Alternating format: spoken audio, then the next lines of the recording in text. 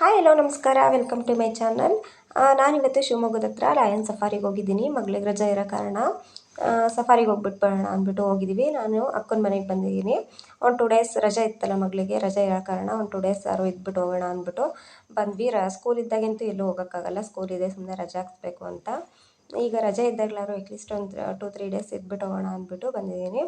ಹಾಗೆ ಅಕ್ಕ, ಭಾವ ಮತ್ತು ಲಯನ್ ಸಫಾರಿಗೆ ಹೋಗ್ಬಿಟ್ಟು ಬರೋಣ ಬನ್ನಿ ಅಂದ್ಬಿಟ್ಟು ನಾವು ಬಂದಿದ್ವಲ್ಲ, ಅದಕ್ಕೋಸ್ಕರ ಸಫಾರಿಗೆ ಕರ್ಕೊಂಡು ಹೋದ್ರು. ಇಲ್ಲಿ ಪ್ರಾಣಿಗಳೆಲ್ಲ ತುಂಬ ಚೆನ್ನಾಗಿದ್ದು, ಪಕ್ಷಿಗಳು ಕೂಡ ತುಂಬ ಇದ್ದು ಚೆನ್ನಾಗಿ ಮಕ್ಕಳುಗಳೆಲ್ಲ ಎಂಜಾಯ್ ಮಾಡಿದ್ರು.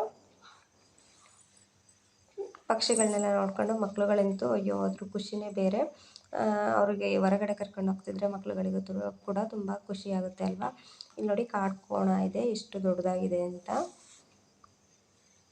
ತುಂಬ ಚೆನ್ನಾಗಿತ್ತು. ಪ್ರಾಣಿಗಳೆಲ್ಲ ಆಲ್ಮೋಸ್ಟ್ ಅಲ್ಲೆಲ್ಲೋ ಇದ್ದು ನೋಡಿ. ಇಲ್ಲಿ ಚಿರತೆಗಳು ಕೂಡ, ಬ್ಲ್ಯಾಕ್ ಚಿರತೆನೂ ಕೂಡ ಇದೆ ಇಲ್ಲಿ.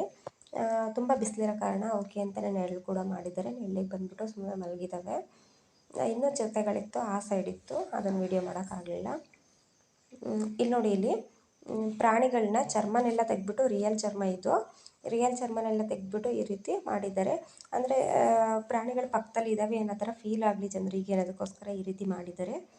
ಇದಂತೂ ತುಂಬ ಚೆನ್ನಾಗಿದೆ, ನಂಗೆ ಸಖತ್ ಇಷ್ಟ ಆಯಿತು.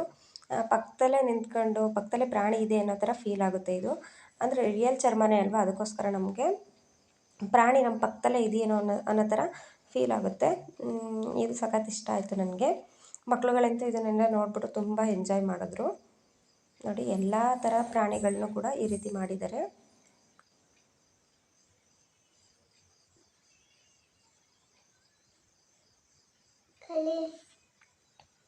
ಕರಡಿ, ಟೈಗರ್ಸ್ ಎಲ್ಲ ಪ್ರಾಣಿಗಳದ್ದು ಈ ರೀತಿ ಬಾಡಿ ಚರ್ಮನ ತೆಗೆದ್ಬಿಟ್ಟು ಈ ರೀತಿ ಮಾಡಿದ್ದಾರೆ. ಜನರಿಗೆ ನಮ್ಮ ಪಕ್ಕದಲ್ಲಿದ್ದರೆ ಅನ್ನೋ ಥರ ಫೀಲ್ ಆಗಲಿ ಅನ್ನೋದಕ್ಕೋಸ್ಕರ ಈ ರೀತಿ ಮಾಡಿದ್ದಾರೆ.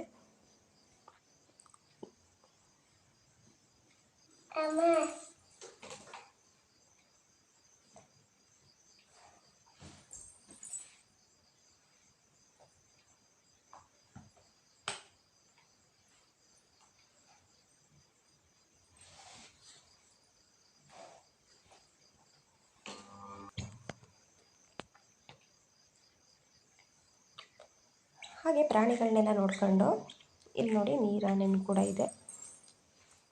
ಹಾಗೆ ತುಂಬ ವೆರೈಟಿ ಪಕ್ಷಿಗಳೆಲ್ಲ ಇತ್ತು ನೋಡಿ. ಇಲ್ಲಿ ಪಕ್ಷಿಗಳೆಲ್ಲ ತುಂಬ ಇದೆ.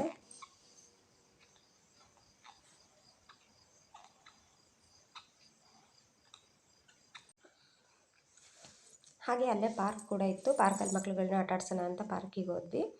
ಆ ಮಕ್ಳುಗಳನ್ನ ಸುಮಾರು ಹೊತ್ತು ಆಟ ಆಡಿಸಿದ್ವಿ, ಸುಮಾರು ಟೈಮ್ ಅಲ್ಲೇ ಆಟ ಆಡಿಸಿದ್ವಿ. ಮಕ್ಳುಗಳಂತೂ ತುಂಬ ಚೆನ್ನಾಗಿ ಎಂಜಾಯ್ ಮಾಡಿದ್ರು, ಎಲ್ಲ ಗೇಮ್ಸ್ಗಳನ್ನೂ ಆಟ ಆಡಿದ್ರು. ನೋಡಿ, ಇಲ್ಲಿ ನಾನು ನನ್ನ ಮಗಳು ಇಬ್ಬರು ಜೋಕಾಲಿಯಲ್ಲಿ ಕೂತಿದ್ದೀವಿ. ಇಬ್ಬರು ಜೋಕಾಲಿಲಿ ಆಟ ಆಡ್ತಿದ್ದೀವಿ. ಅವಳಂತೂ ಜೋಕಾಲಿಯಿಂದ ನನ್ನ ಮಗಳು ಇಳಿಯೋಂಗೆ ಇಲ್ಲ.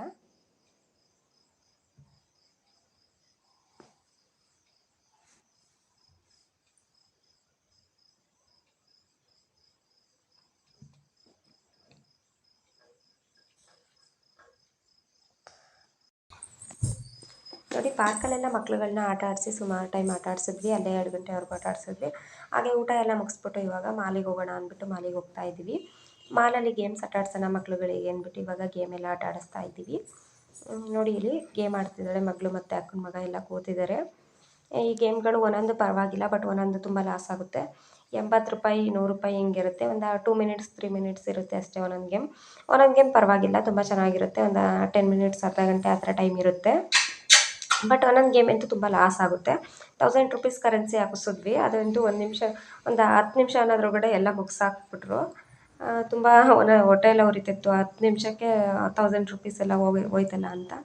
ಆದರೆ ಮಕ್ಳುಗಳು ಎಂಜಾಯ್ ಮಾಡಿದ್ರಲ್ಲ, ಅದೇ ಅಲ್ವಾ ಖುಷಿ. ಮಕ್ಳುಗಳ ಎಂಜಾಯ್ ಮುಂದೆ ನಾವು ಅಮೌಂಟ್ ಲೆಕ್ಕ ಹಾಕೋಂಗಿಲ್ಲ. ನೋಡಿ, ತುಂಬ ಚೆನ್ನಾಗಿ ಎಂಜಾಯ್ ಮಾಡಿದ್ರು ಮಕ್ಳುಗಳೆಲ್ಲ.